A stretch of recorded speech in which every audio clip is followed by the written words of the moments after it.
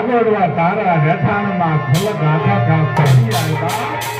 અને આ ભેળીઓ આ ભેળિયાની મહિપા માં ભગવતીનો ભેળિયો હોય બા ભેળિયાની મહિપા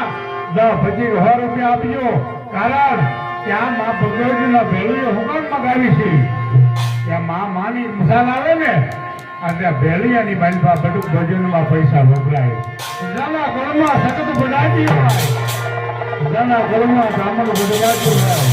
જાના ગોળમાં ગેલાવી બનાવી હોય એને ગેલાનો લઈને આવ્યા હે મારી ભગવતીને માનું છું 1 રૂપિયા આપો છો જો મને બોલાઈ ગયા છે હવે અમારી દીકરીઓ સભાની મહેલ પર આવી છે મારો બાપ બાય રજમાનની ભાઈ